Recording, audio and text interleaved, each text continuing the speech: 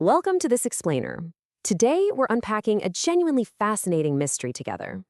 If you've ever seen footage of Japan, or maybe even walked those streets yourself, you've probably been struck by it, right? That famously pristine, orderly, perfectly harmonious surface. I mean, the streets are spotless, the crowds move with this incredible fluidity, and there's a sense of absolute public calm that feels honestly almost magical to an outsider. But how exactly is this achieved? Is it just some lucky coincidence? Maybe a different style of city planning? Well, let's pull back the curtain on this perfect harmony and see what's really operating underneath. Okay, let's dive into this. Why are Tokyo trains completely silent? I want you to think about major transit systems you might be familiar with around the world. Usually, what comes to mind? Noise, chaos, overlapping conversations, just general commotion, right? But in Tokyo, it is perfectly, remarkably quiet. And what's so fascinating about this is that this beautifully quiet transit isn't an accident.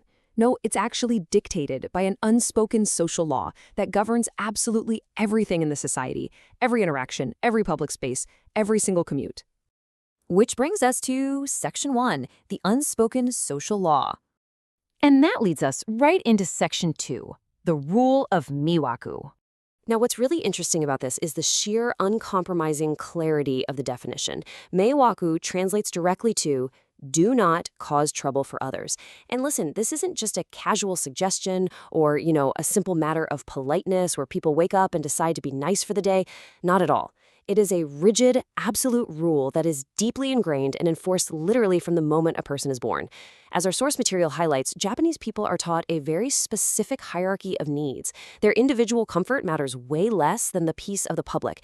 I really want us to absorb that concept because it completely flips the script on how a lot of other societies operate. The peace of the collective public space will always, always outweigh your personal individual comfort in that moment.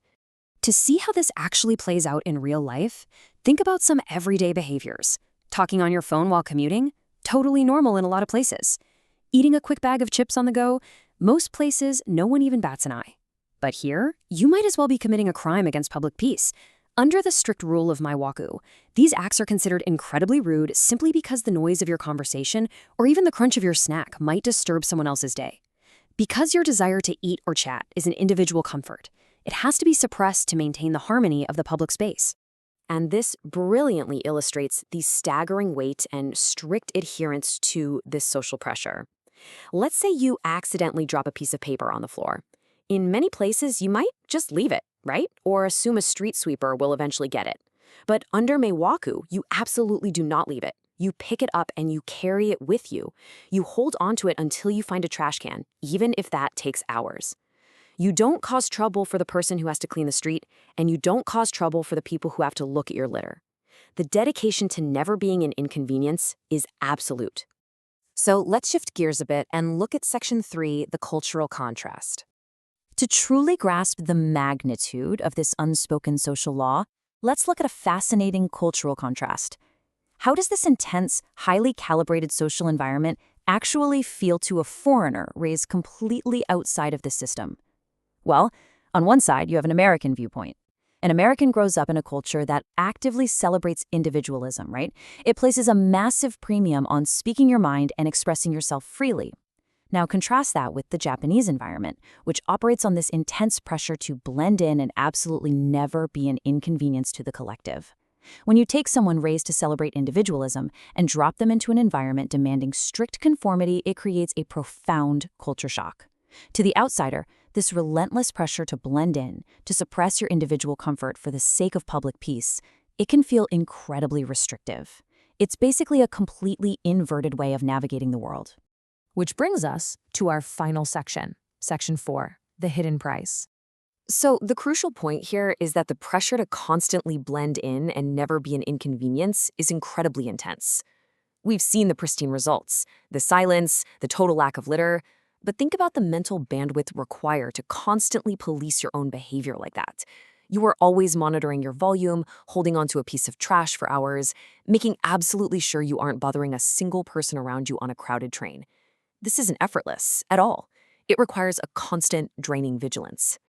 Let's move to and see how this builds into our final thesis, the ultimate trade-off. On one side, we have the incredibly clean and safe society that the whole world marvels at. I mean, it is the direct, undeniable result of the rule of meiwaku. But on the other side, we have the secret cost, massive stress for the locals. The exact same unspoken social law that creates those perfectly quiet trains and spotless streets is the very thing generating an intense, silent psychological burden for the people living there every single day. The harmony is 100% real, but it is paid for with immense personal pressure. I want to leave you with a provocative question. Is the trade-off of absolute public harmony really worth the hidden personal price?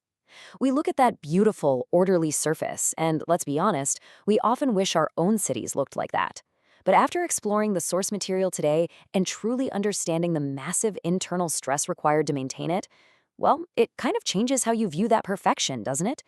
Thank you so much for joining me for this explainer. I hope this deep dive into the unspoken rules of society has given you a whole new perspective to chew on.